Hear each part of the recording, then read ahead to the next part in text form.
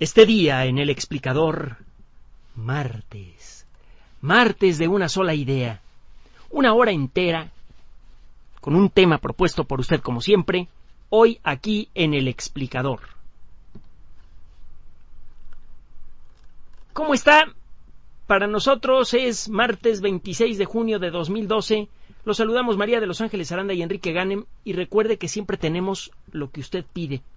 En la medida de lo posible, todos los espacios que tenemos nosotros los dedicamos a usted y utilizamos los temas que usted nos pide. Recuerde, el único espacio de contacto oficial en el correo electrónico, elexplicador@yahoo.com.mx. El único espacio disponible en correo electrónico para estar en contacto, elexplicador@yahoo.com.mx. Recuerde en Twitter, Enrique-Ganem, en Twitter, el único espacio oficial dedicado al contacto con usted. Recuerde en Facebook, el único espacio oficial, en Facebook, Enrique Ganem, sitio oficial. Finalmente, recuerde también en iVoox, ibchicoox.com, canal oficial de El Explicador. Son los únicos espacios oficiales que le podemos ofrecer para mantener el contacto. Si usted encuentra otros espacios por otro lado, no son nuestros. En la ocasión anterior le explicaba por qué se pusieron muy nerviosos los físicos, primero los físicos y luego el resto del mundo, con el trabajo aparentemente absurdo, aparentemente intrascendente que hacían los físicos en los laboratorios, principalmente en Alemania en la década de los 30. Quedó claro que era posible romper el núcleo atómico. Quedamos que era obvio que el núcleo atómico guarda una cantidad enorme de energía. Y le explicamos por qué. La repulsión eléctrica entre las partículas positivas que forman el núcleo de un átomo, que en el caso del uranio son 92 partículas, es enorme. Esa repulsión es producida por el hecho de que las cargas eléctricas iguales se repelen. Y de manera importante se incrementa esa repulsión al disminuir la distancia. La distancia entre las partículas que hay en el centro de un átomo es increíblemente pequeña. La repulsión entre ellas tiene que ser enorme. Para mantener unidas a esas partículas se necesita una cantidad enorme de energía. Si usted rompe el núcleo atómico, esa energía se libera en forma violenta. Si usted logra reventar muchos átomos al mismo tiempo, puede generar alrededor de 1.000.000 de veces más energía que una reacción química violenta, por ejemplo, la que genera la dinamita al explotar, o peor aún, el trinitrotolueno, el TNT, un explosivo 6 veces más poderoso que la dinamita. Si usted ve cuánta energía se libera al detonar 1 kilo de TNT y luego la compara con la energía que se podría liberar al romper los núcleos de 1 kilo de átomos de uranio, la diferencia es espectacular, de más de 1.000.000 de veces. Una sola bomba hecha con unos pocos kilos de uranio podría destruir una ciudad entera.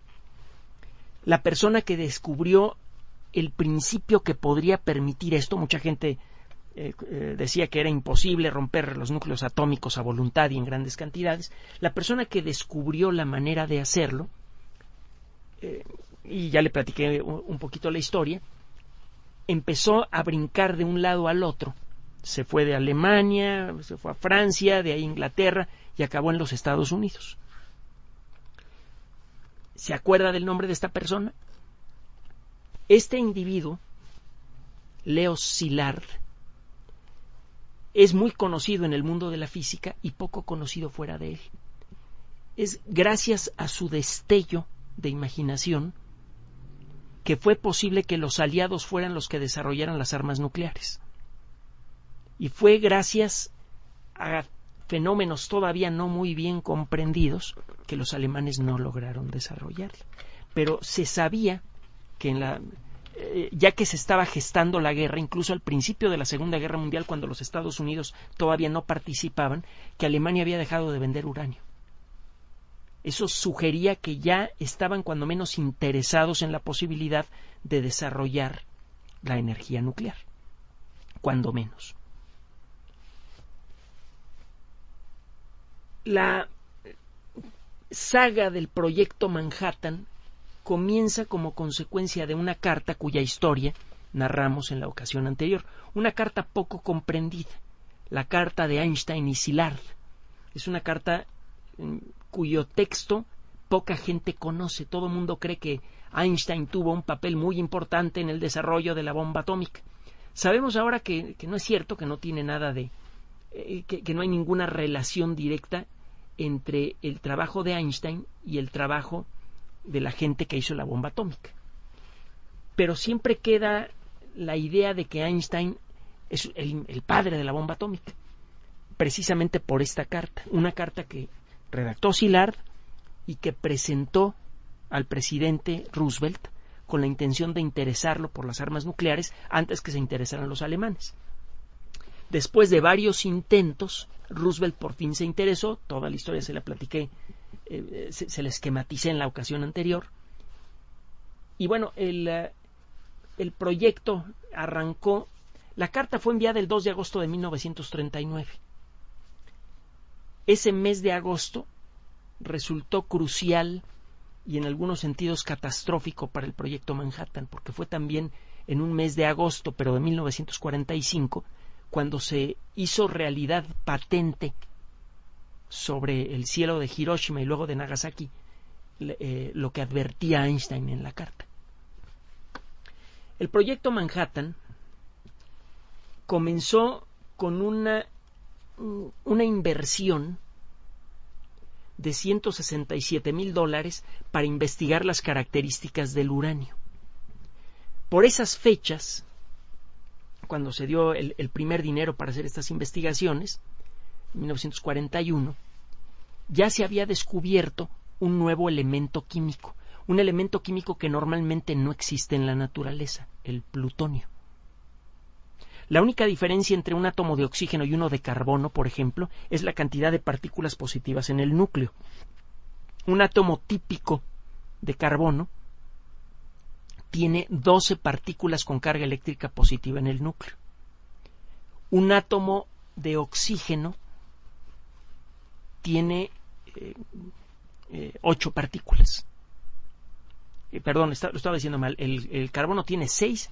Ahora sí ya lo dije, 6 partículas con carga eléctrica positiva y el oxígeno con 8 partículas con carga eléctrica positiva. ¿Quiere convertir el carbono en oxígeno? Péguele 2 partículas positivas al núcleo de carbono. En la práctica esto es espantosamente difícil de hacer, porque si usted lanza 2 partículas positivas contra el núcleo del átomo de carbono, la repulsión eléctrica va a hacer que la mayoría de las partículas que usted le avienta a ese núcleo reboten. Se necesita una energía muy grande para conseguir que se peguen 2 partículas positivas al átomo de carbono para que se convierta en uno de oxígeno. Además, los núcleos son chiquititos en relación al átomo completo. Tendría usted que bañar con una gran cantidad de partículas positivas de gran energía a una masa de carbono para convertirla en oxígeno. La cantidad de energía que necesitaría sería brutal y le saldría mucho más caro generar oxígeno de esa manera que extrayéndolo de la atmósfera. Y lo mismo se puede decir para convertir el plomo en oro, por ejemplo. Se puede hacer, pero sale tan caro que no vale la pena a nivel económico. Los primeros experimentos para transmutar elementos generaron algunas sorpresas. Si usted bombardea el núcleo del átomo de uranio con partículas positivas, se forman núcleos más grandes que tienen más partículas positivas en su interior. Uno de estos núcleos es el de Neptunio y otro de ellos es el del plutonio. Estos núcleos, que son más gordos que el del uranio, que tienen más partículas positivas, tienen también una mayor inestabilidad. Como hay más partículas positivas metidas en un espacio muy pequeño, la repulsión eléctrica entre ellas es mucho mayor. Eso hace que el núcleo sea muy inestable y poco tiempo después de haberse formado reviente. Es por eso que el plutonio normalmente no lo encontramos en la naturaleza. El plutonio todo el plutonio que existe en el mundo, en la actualidad existen varios miles de kilos, ha sido sintetizado, fabricado por nosotros. Todavía no hemos fabricado grandes cantidades de oro sintético en el laboratorio, pero sí hemos fabricado centenares de kilos de un nuevo metal que normalmente no encontramos en la naturaleza. Ojalá y hubiéramos construido oro en lugar de plutonio. Estos primeros experimentos empezaron a revelar cuáles eran las características necesarias para conseguir una reacción en cadena. La reacción en cadena la describimos en la ocasión anterior, fue la idea de Leo Szilard. Usted tiene un montón de átomos de uranio, todos ellos igualitos. Acuérdese que existen muchos modelos diferentes del átomo de uranio. Así como los refrescos embotellados vienen en frasquitos de distintos tamaños y algunos de vidrio, otros de plástico, hay varios modelos diferentes del mismo refresco. Algo parecido, algo análogo ocurre con muchos átomos. Existen muchos modelos diferentes del átomo de uranio. La variedad más conocida se llama uranio 238 porque tiene 238 partículas en el núcleo y 92 de ellas son de carga eléctrica positiva. Las demás son neutrones, partículas que no tienen carga eléctrica. El átomo de uranio 238 no es muy bueno para hacer bombas. Es muy difícil conseguir que explote a voluntad un átomo de uranio 238. Si usted lo deja solito, al cabo de un tiempo explota ese átomo. Pero es muy difícil aventarle algo a ese átomo para que se vuelva inestable y reviente. Con el uranio 235 eso no pasa. El uranio 235 tiene 3 neutrones menos.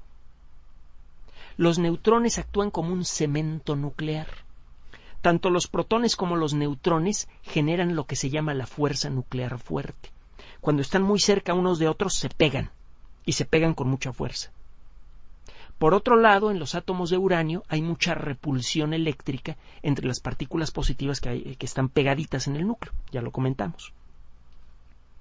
En el caso del uranio 238 hay muchos neutrones que no contribuyen con la repulsión, pero sí contribuyen con el cemento nuclear, con la fuerza nuclear fuerte. Hay suficiente fuerza nuclear fuerte para que el átomo sea casi estable. Si usted agarra 1 kilo de átomos de uranio 238, tiene que esperarse 4.500 millones de años para que la mitad de ellos, al azar, exploten y se conviertan en otros elementos químicos. El átomo de uranio 238 es radioactivo, es decir, explota solito y emite energía al hacerlo, esa es la radioactividad, pero tarda mucho tiempo en hacerlo. El átomo de uranio 235 es más inestable porque tiene la misma cantidad de partículas positivas que el 238, tiene la misma cantidad de repulsión eléctrica, pero no tiene tantas partículas en el núcleo que actúan como cemento. Le faltan 3 neutrones. Eso hace que el átomo de uranio 235 sea mucho más inestable. Si usted le avienta un neutrón con la energía apropiada a un átomo de uranio 235, lo más probable es que ese núcleo absorba el neutrón, se vuelva inestable y explote, muy poquito tiempo después. Si usted agarra un montón de uranio 235 puro y lo junta en un volumen muy chiquito, solito explota.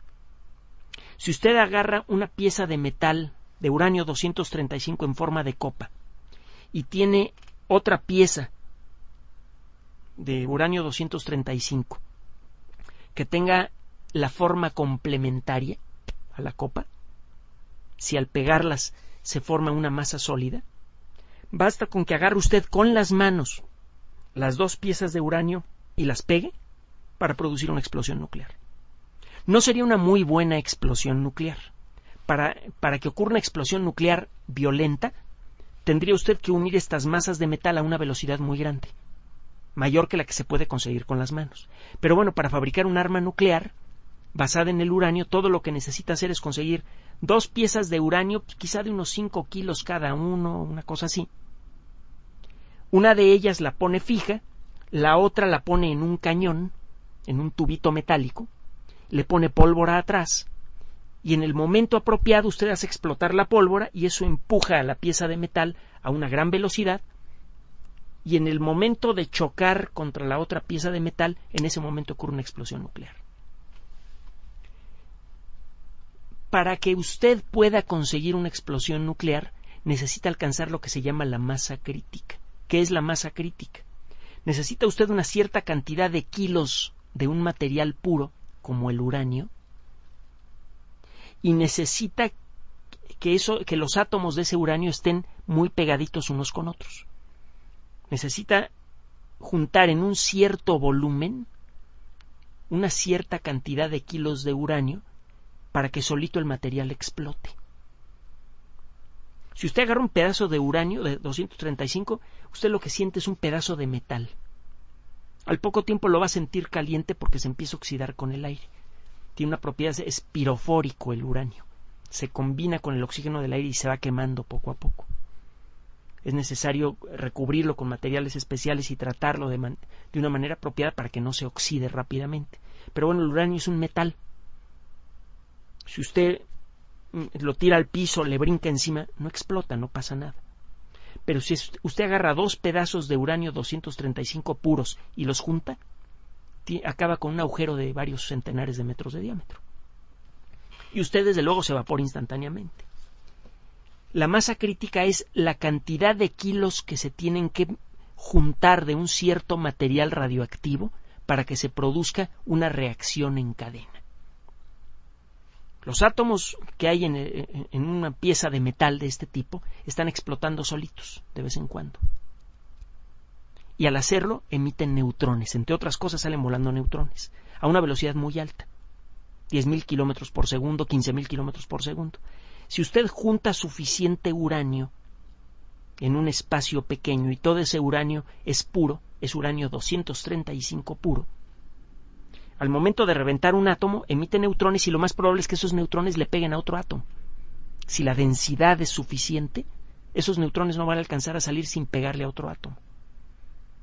Al hacerlo, esos 2 átomos que recibieron el impacto, o 3, cada átomo al reventar produce 2 o 3 neutrones que salen en direcciones diferentes, cada átomo, esos 2 o 3 átomos que recibieron un neutrón van a explotar.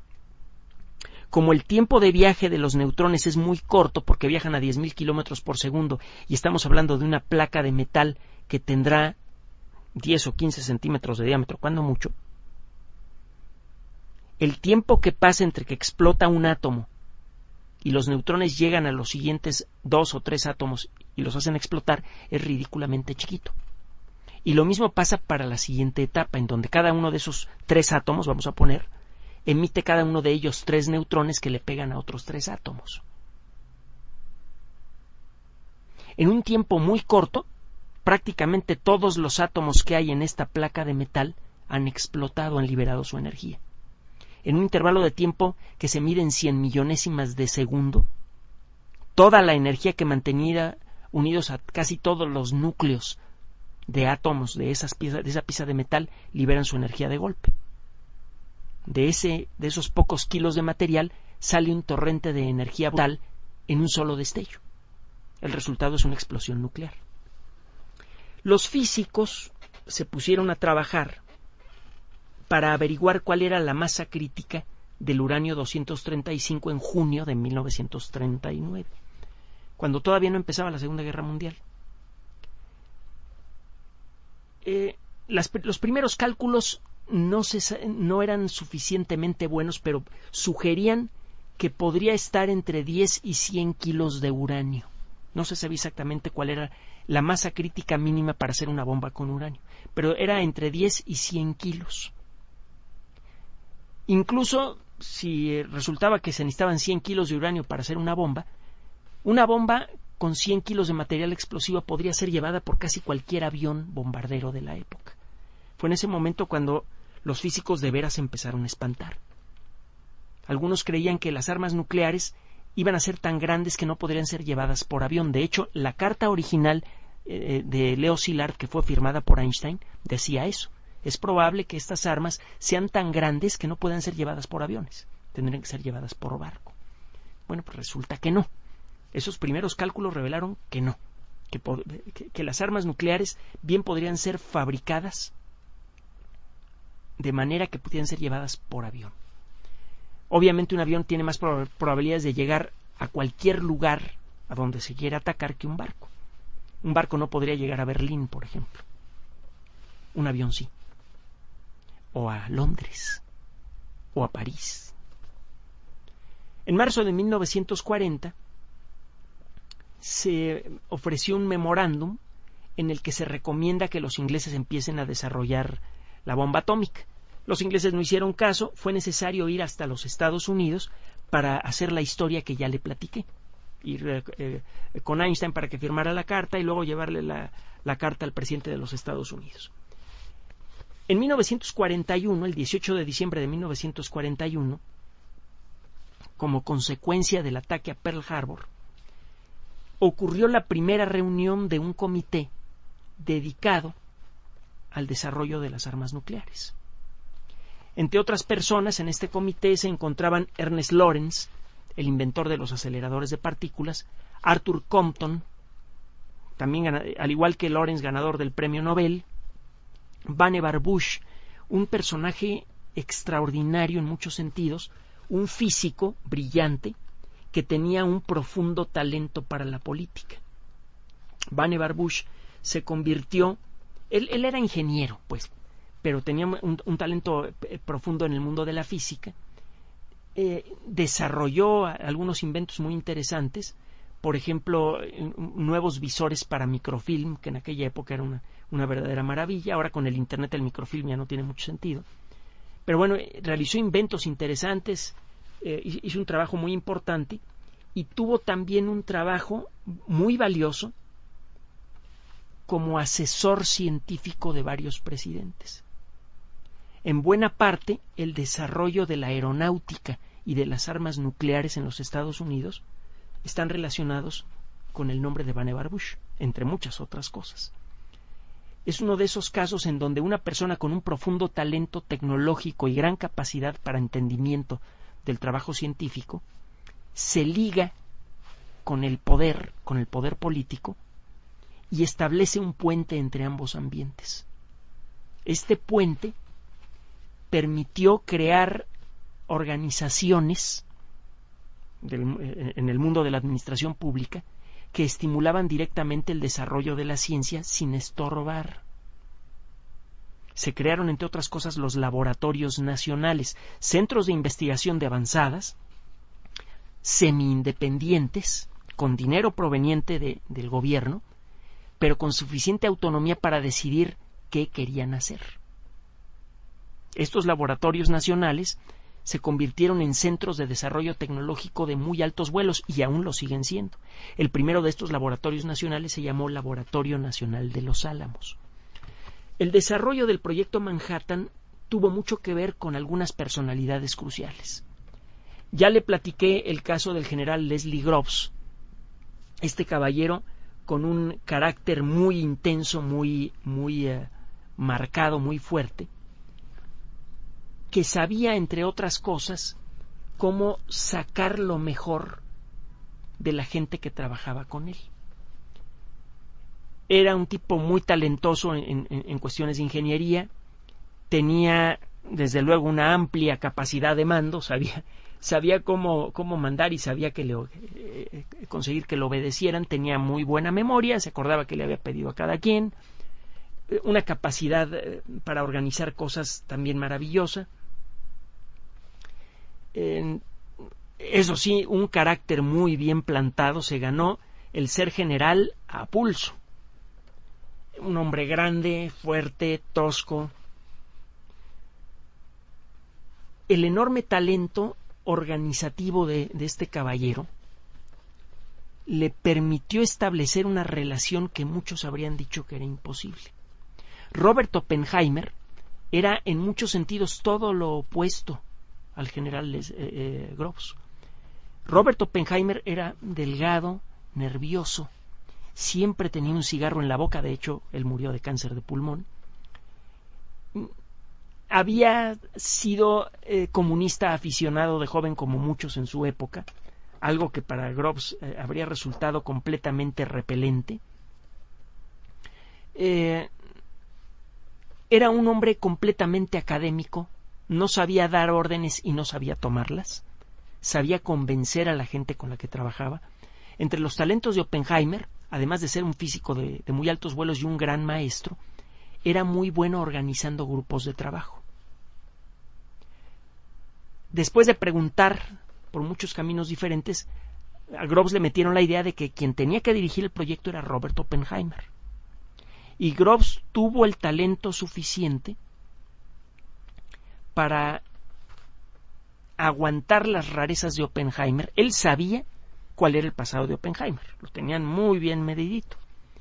Y a pesar de tener una historia dura, una historia que habría sido inaceptable en otras circunstancias, haber sido miembro de un grupo comunista de joven, a pesar de estar casado con una prima del jefe del Estado Mayor de la Wehrmacht alemana, estaba casado con una prima del general Keitel, que luego fue juzgado en Nuremberg por crímenes de guerra y ahorcado. A pesar de todo eso, de estar conviviendo con un pariente cercano de uno de los enemigos más grandes de los Estados Unidos, ya sabía que iba a haber guerra con Alemania, Groves tuvo el talento de darse cuenta que Oppenheimer era la mejor persona para dirigir un proyecto que tendría un amplio contenido científico y un amplio contenido administrativo. Se necesitaba alguien que supiera hacer las dos cosas bien. Y ese alguien era precisamente Robert Oppenheimer. Con el paso de los días, después de que se conocieron, Groves puso a prueba a Oppenheimer. Este tipo de cosas sucedían con frecuencia durante el proyecto Manhattan. Le empezó a preguntar cosas de su pasado. Y en una ocasión le preguntó, oiga, ¿a usted lo han arrestado alguna vez? Sí. Por tener una aventura amorosa en la parte trasera de un automóvil. No pasó nada, pero bueno, pues me pescaron. Era algo que en aquella época era muy difícil de confesar, porque generalmente tenía malas consecuencias para el buen nombre de una persona. Como Oppenheimer confesó y dio todos los detalles, Groves se dio cuenta que podía confiar en él. Y como consecuencia de eso, fue rápidamente elegido como director del proyecto Manhattan.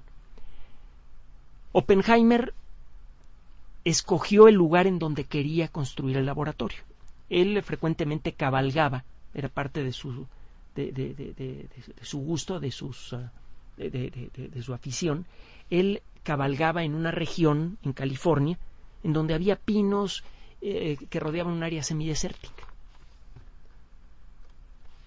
Groves le dijo, ¿sabes qué? Voy a confiar completamente en ti, constrúyeme un laboratorio y me vas a fabricar una bomba atómica. Te traes a quien quieras, vas a tener carta blanca, pero me haces una bomba. Oppenheimer se lo tomó muy en serio. Lo primero que hizo fue acordarse del lugar a donde iba a cabalgar, un lugar que en aquella época estaba completamente aislado. Era el lugar ideal para establecer un laboratorio científico enorme, un laboratorio que tenía docenas y docenas de edificios, tenía su propio hospital, tenía su propio supermercado, era una pequeña ciudad. En ese lugar iban a trabajar miles de personas. Para que nadie se fuera de la lengua, era necesario tener a esas miles de personas en una zona que fuera controlable. Y la manera de hacerlo consistía en establecer este lugar lejos de la civilización. Fue la primera idea que tuvo Oppenheimer y fue desde luego una idea brillante, que casi funcionó. En un tiempo increíblemente corto, se comenzaron a alzar edificios de madera, espaciados de manera regular, se empezaron a construir casas pequeñas modulares para la gente que iba a vivir allí. La gente empezó a llegar al proyecto, e inmediatamente comenzó una vigilancia de 24 horas de toda la gente, sobre todo la gente clave. Gente que salía de vacaciones y se le ocurría mencionar que estaba trabajando en un gran proyecto, aunque no dijera de qué se trataba, inmediatamente la rodeaban unos señores grandototes con sus gabardinas y sus sombreros, se lo llevaban y lo desaparecían del lugar. Esa gente generalmente era enviada a Alaska o algún otro lugar completamente aislado a hacer trabajos desagradables hasta el final de la guerra. Pasó con docenas de personas. Este esfuerzo por desarrollar un laboratorio de investigación enorme, compuesto por más de un centenar de construcciones diferentes, algunas de ellas enormes, tenía un paralelo. Era necesario entrenar a la gente que iba a soltar la bomba. En aquella época los alemanes ya estaban trabajando formalmente en el desarrollo de un arma nuclear y empezó a entrar una sensación de verdadera urgencia. Era necesario impulsar el desarrollo de las armas nucleares a costa de lo que fuera. Porque de llegar a tener un arma nuclear Hitler, habría ganado la guerra. Aunque ya tuviera los rusos en Berlín, Hitler podría ganar la guerra de contar con armas nucleares. En parte por esto, por la idea de que era posible desarrollar armas nucleares, es que Hitler insistía en que iba a tener un arma que iba a cambiar el resultado de la guerra, incluso cuando ya tenía a los aliados tocando la puerta de Berlín. No era nada más una fantasía loca. Al final sí lo fue, pero era una idea que estaba basada en el trabajo de físicos muy importantes. Cuando comenzó la guerra, Alemania era la capital de la física, y de la química también, y de muchas otras ciencias. Poco antes de que Hitler llegara al poder, Berlín era probablemente la capital más plural, tolerante y cosmopolita de la historia de la humanidad. Era un verdadero paraíso cultural. La crisis económica del 29 vino a rematar los graves problemas económicos que había sufrido Alemania como consecuencia de haber perdido la Primera Guerra Mundial y de las excesivas reclamaciones de guerra por parte de los aliados. Esta catástrofe económica final empobreció tanto a los alemanes que generó la situación apropiada para la llegada del nazismo. Afortunadamente, para el resto del mundo, los nazis, por alguna razón estúpida, decidieron que los judíos eran sus enemigos, a pesar de que habían luchado con gran valentía del lado de Alemania en la Primera Guerra Mundial.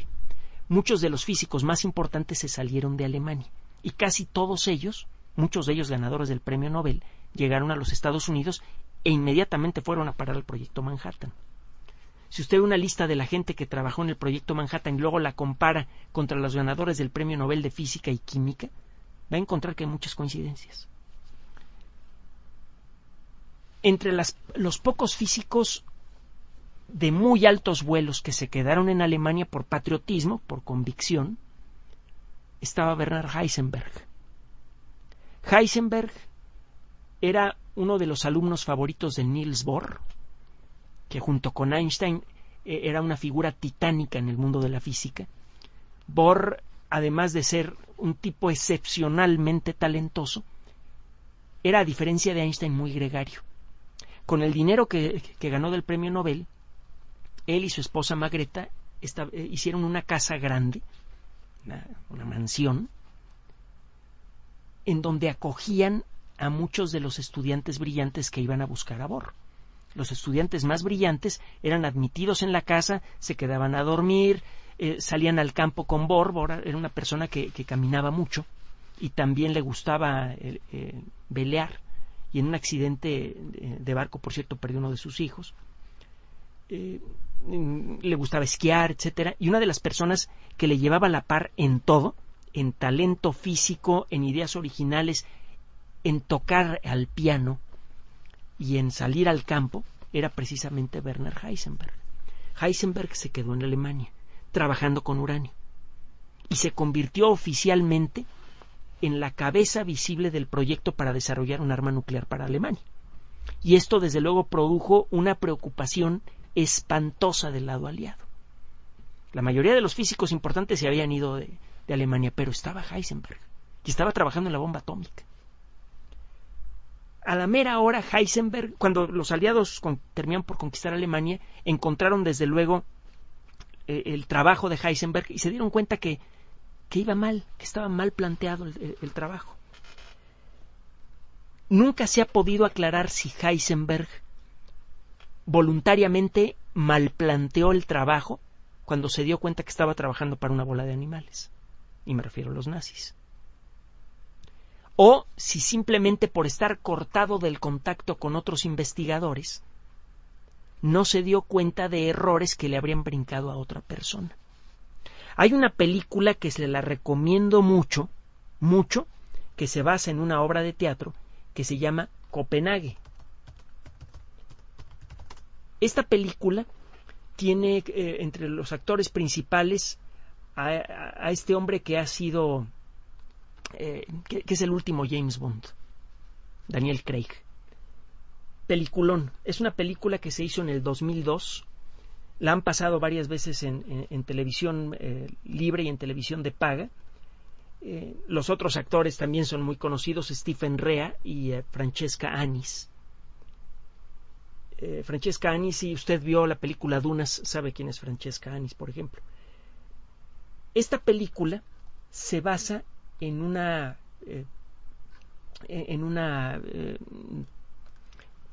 obra de teatro. La obra de teatro fue realizada por Michael Frayn y tiene que ver con un momento crucial cuando Werner Heisenberg ya está trabajando en el proyecto nuclear y va a visitar a Niels Bohr en Dinamarca que ya estaba ocupada por los nazis. La antigua relación de amistad obviamente ya está teñida por el hecho de que Heisenberg es formalmente un nazi, está trabajando para el régimen nazi y en algo crucial, y va a consultar a Bohr y nunca se supo exactamente por qué. Queda la ambigüedad de si Heisenberg fue a ver a Bohr para pedirle consejos sobre cómo desarrollar las armas nucleares o para decirle a Bohr, sabes que estoy trabajando en esto. No podían hablar claramente porque obviamente cada respiro de Heisenberg era cercanamente vigilado por la Gestaltpolizei, la Gestapo. O sea, de haber soltado alguna cosa obvia, lo habrían hecho pomada a él y a Bohr. Siempre quedó la sensación de que Heisenberg, probablemente de manera voluntaria, retrasó el desarrollo de las armas nucleares nazis. Y fue en una reunión que hubo en un parque muy famoso que se encuentra en Dinamarca, en donde ocurrió algún encuentro fuerte entre Bohr y Heisenberg, que terminó con el distanciamiento de ambos y que descarriló de alguna manera el proyecto de la bomba atómica nazi. Cuando Heisenberg regresó a Alemania, reanudó su trabajo de una manera diferente sobre el proyecto nuclear. Y el resultado fue que no pudo desarrollar armas nucleares. Nunca se sabe exactamente qué pasó, y el autor de esta obra, Michael Frayn, imagina en su obra de teatro a los fantasmas de estas tres personas, Niels Bohr, Margreta Bohr y Werner Heisenberg, que se encuentran de nuevo muchos años después de su muerte para discutir qué pasó en esos días. Una sola palabra, una sola idea que se hubiera cruzado en ese momento podría haber cambiado por completo el desarrollo de las armas nucleares alemanas. Y si Hitler desarrolla las armas nucleares primero, la guerra se acaba en un momentito a favor de Hitler. Y podrían, le digo, haber tenido a los aliados en las puertas de Berlín y Hitler gana la guerra. Así de fácil. La guerra, la Segunda Guerra Mundial, tuvo muchos puntos de inflexión, muchos puntos en donde ocurrieron cosas que la decidieron. Ya le he platicado en otros espacios de la batalla de Midway, por ejemplo, en donde la terquedad del comandante de un grupo de bombarderos estadounidense, que llegó al punto en donde estaban los japoneses y no los encontró. La terquedad, a pesar de tener bajo el combustible, de seguirlos buscando, y el instinto para localizarlos, fue lo que ganó la batalla. Y al momento de ganar esa batalla, cambió por completo el estado de la Segunda Guerra Mundial en el Pacífico. Los japoneses dejaron de avanzar y no dejaron de defenderse.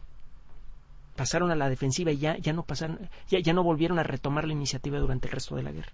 Fue el punto en el que cambió la guerra para los japoneses. Y se puede decir lo mismo de la batalla de Inglaterra, de la batalla del Atlántico contra los sumergibles, pero el punto más dramático de la guerra ocurrió en ese todavía ignorado encuentro entre dos de los cerebros más brillantes del mundo de la física, Niels Bohr y Werner Heisenberg. Vea esa película porque está muy bien actuada, desde luego, muy bien ambientada. Acuérdese que quienes hablan se supone que son los fantasmas de estas tres personas que están tratando de recordar qué pasó en esa reunión. Una reunión de la que no tenemos ningún registro. Bueno, regresando al asunto del proyecto Manhattan. Se desarrolla un gran proyecto de investigación en los Estados Unidos con muchos de los físicos que se habían fugado de la Europa ocupada por los nazis. Algunos por convicción, otros por ser judíos, como en el caso de Einstein. Varias personas se pusieron a trabajar con la idea de cómo hacer un arma nuclear. Había dos ideas fundamentales. Si yo junto mucho uranio y hago dos piezas metálicas, basta con juntarlas muy rápidamente para producir una explosión. Otros físicos habían dicho, ¿sabes qué? Con el plutonio se pueden hacer armas nucleares más fácilmente. Necesitas muchos menos kilos de plutonio que de uranio para hacer un arma nuclear. El uranio 235 existe en la naturaleza, pero en un porcentaje bajísimo. Según la mina en donde ustedes saquen el uranio, el porcentaje a veces es del 1% o menos.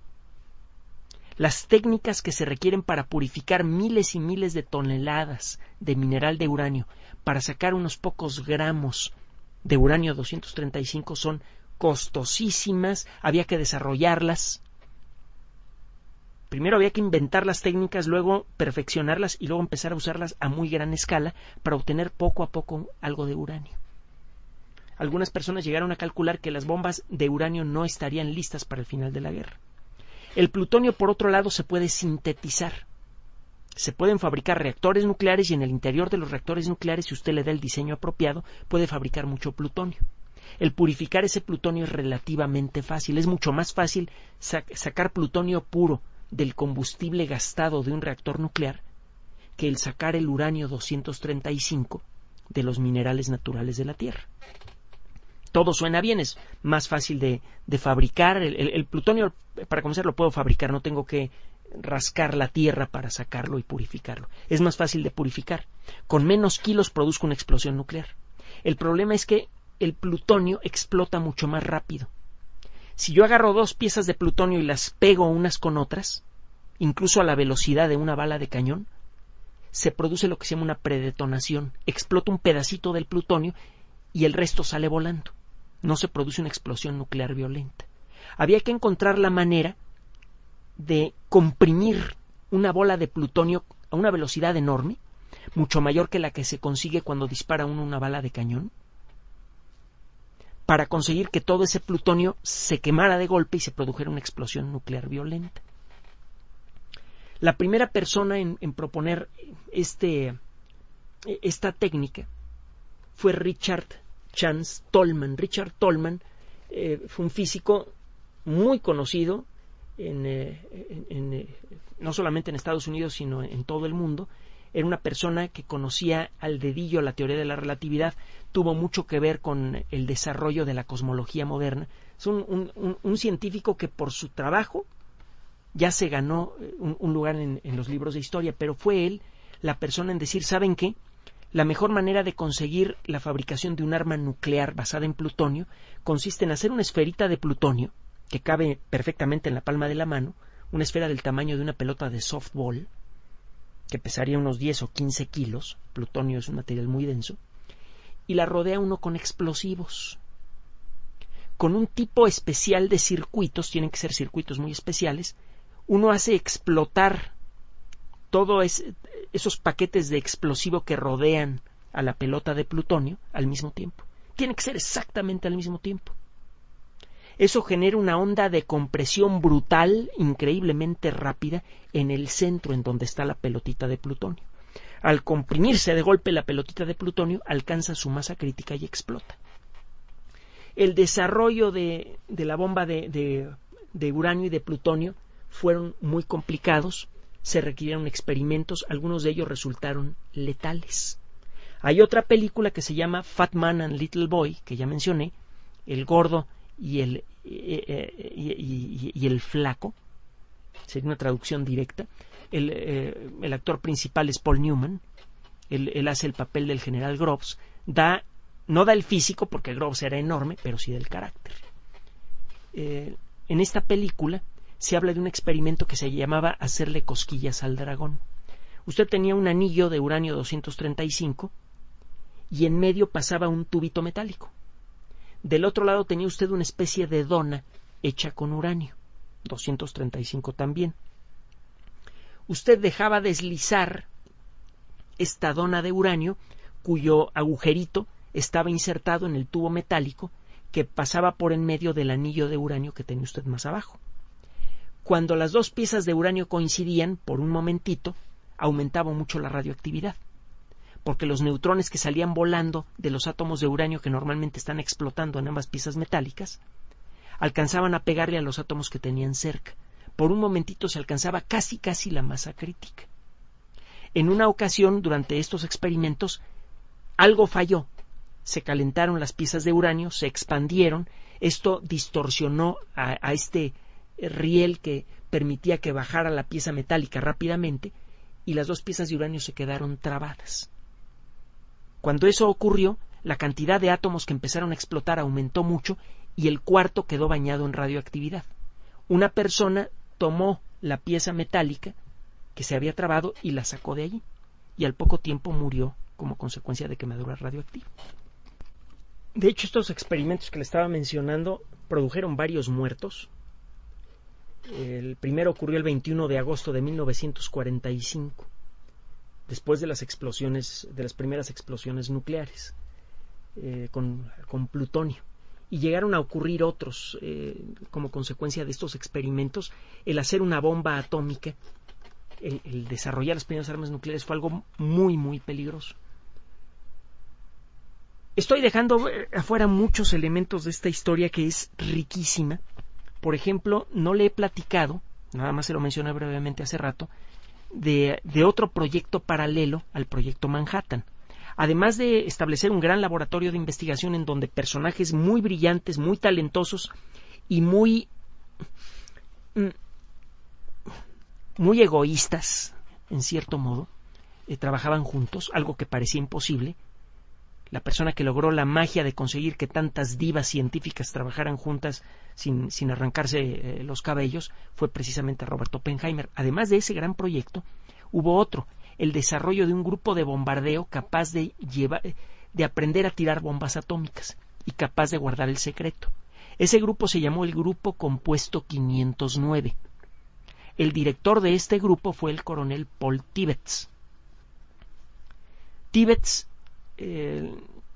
también fue aleccionado por el general Groves, fue sometido al mismo tipo de exploración, de inquisición al que fue sometido Robert Oppenheimer, pasó la prueba, se convirtió en un hombre muy confiable, que logró convertir a un grupo de personas medio desinteresadas, de soldados, en expertos en arrojar armas nucleares y en expertos en guardar secretos.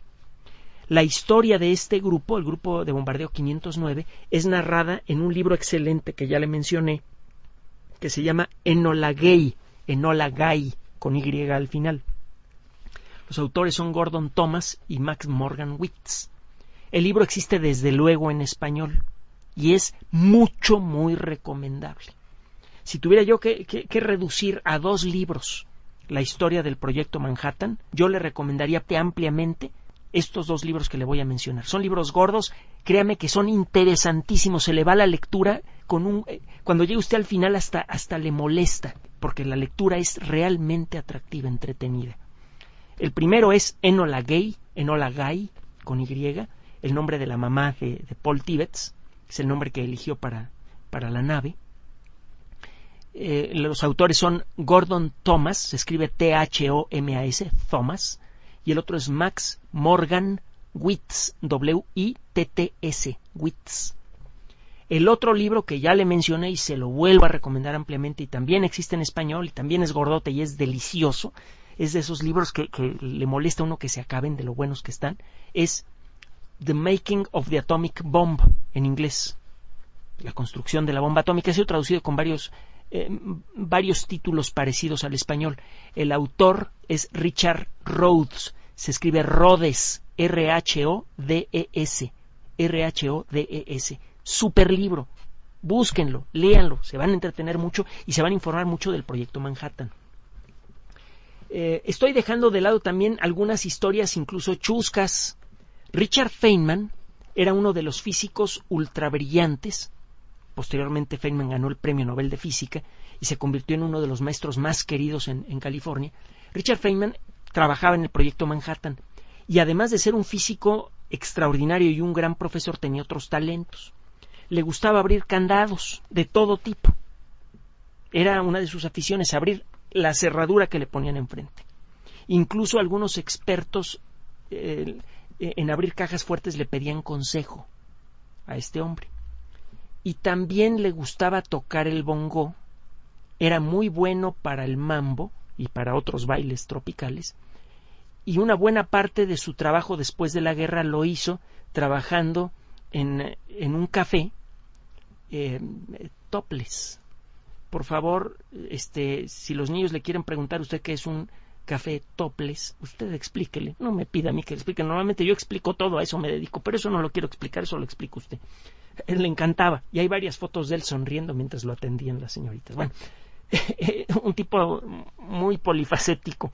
En una ocasión célebre, el general Groves entró a su caja fuerte, que era bastante grande, en donde guardaba los secretos más importantes del proyecto Manhattan y guardaba sus chocolates. Le encantaban los chocolates.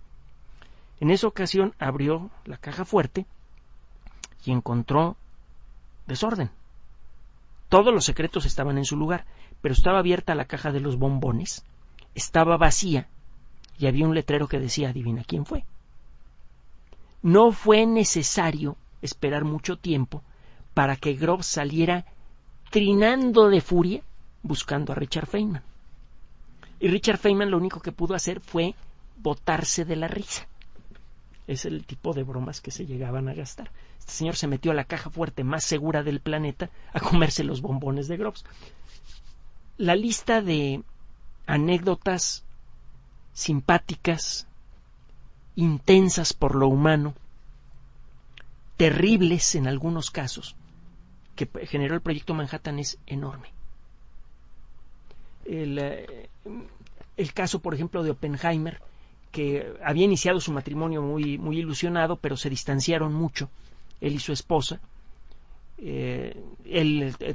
Ambos tuvieron amantes. La historia del amante de Oppenheimer fue así medio terrible. Jan Tatlock, ella era comunista convencida, había tenido una historia de comunismo y total hubo una separación así muy dura porque le pusieron presión a Oppenheimer para que dejara de verla porque podría convertirse en un problema de seguridad y al poco tiempo murió en circunstancias un tanto raras esta señorita. Le digo, la lista de anécdotas, de historias que involucran a la física, que involucran a la gente que trabajó allí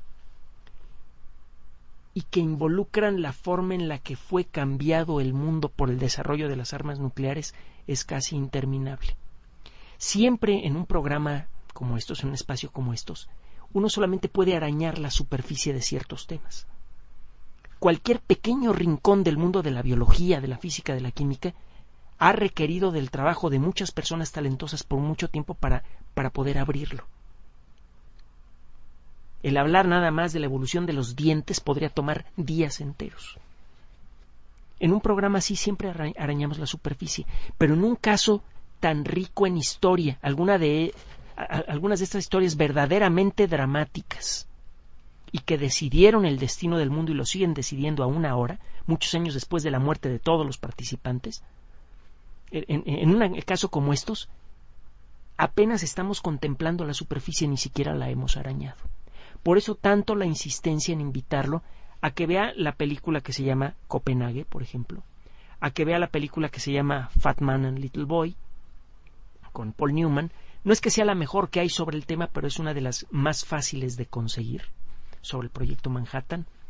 A que lea los libros que le acabo de recomendar, para que pueda usted sumergirse en una historia que, créame, es fácil de entender, es fascinante, tiene todos los elementos de los thrillers modernos. Por ejemplo, va a encontrar usted que el ritmo de lectura de los libros que le estoy mencionando es parecido al de los libros de Tom Clancy. No sé si los conoce. Yo recuerdo que un amigo me puso en las manos La Casa del Octubre Rojo, y durante mucho tiempo me dio flojera porque lo veía muy gordo y tenía yo muchas cosas que leer. El día en que agarré ese libro me lo acabé en un solo día. Interesantísimo, con un ritmo muy ágil, una trama muy bien planteada, muy buen libro. Bueno, esos libros de Clancy son libros de ficción muy bien planteados. Los otros no es ficción. Lo sucedido durante el desarrollo del proyecto Manhattan fue real y fue lo que conformó la estructura política del mundo moderno. Y aún ahora, lo que sucedió con esas personas, los accidentes, los destellos de genio, los destellos cómicos de personas como Feynman, siguen teniendo vigencia en el mundo actual. Fueron cosas reales, gente real, triunfos y tragedias reales. Y son eventos que han conformado la forma en la que vive usted todos los días. Por favor, lea esos libros. Si puede, vea estas películas. No va a ser tan fácil porque en el caso de la película Copenhague, por ejemplo, pues tiene que esperar a que la saquen en la televisión, porque yo la he buscado en sitios electrónicos para comprarla, por ejemplo, y está agotada por alguna razón. No fue una película muy taquillera a pesar de tener muy buenos actores. Lea los libros, eso sí los va a conseguir. Y se va a empezar a dar una idea, uno, del trabajo que costó desarrollar las armas nucleares, de la intensidad de las personas que participaron en todo el proyecto, de la humanidad de esas personas. Algunos personajes, aunque parezcan olímpicos, eran seres humanos con fallas, con defectos, como usted y como yo. Eso de alguna manera le dice a usted lo que puede hacer un ser humano para bien y para mal cuando trabaja de manera coordinada con sus semejantes, a pesar de sus fallos. Yo quisiera sacar como conclusión de todo esto que un mismo grupo de personas comunes y corrientes, talentosas pues, pero a final de cuentas personas que decidieran colaborar juntas en condiciones de libertad y de medios, con suficientes medios para trabajar en dirección, por ejemplo, de conseguir fuentes de energía verde, por ejemplo, de conquistar el sistema solar o de hacer otras grandes cosas, podría conseguir lo que sea. Está en nosotros conseguir cosas tan maravillosas o terribles como las armas nucleares. Es una de las conclusiones que yo sacaría de esta historia. Otra conclusión que yo sacaría de esta historia es que la ciencia es el principal protagonista en la conformación no solamente de lo que tengo yo en mi escritorio. Tengo aquí una cámara fotográfica, tengo aquí la computadora, tengo un micrófono y una grabadora. Estoy vivo porque recibí vacunas y medicamentos en su momento, tengo libros impresos en rotativas. Todo eso es desarrollo científico y tecnológico. La ciencia no solamente conforma lo que veo en mi escritorio, conforma la vida política de los pueblos, aún ahora. En la medida en la que la entendamos a nivel público, estaremos en mejores condiciones de tomar las decisiones públicas que nos convienen más a la mayoría. Gracias por su atención. ¿Sabe qué? Quiero concluir casi con una disculpa. Apenas arañamos por encima esta historia.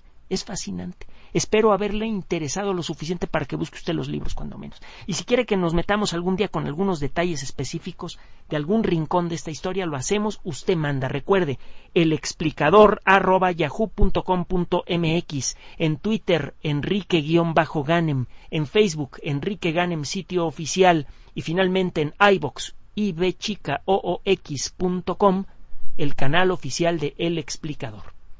Gracias por su atención. Nos despedimos, María de Los Ángeles Aranda y Enrique Ganem. Buenos días, buenas noches.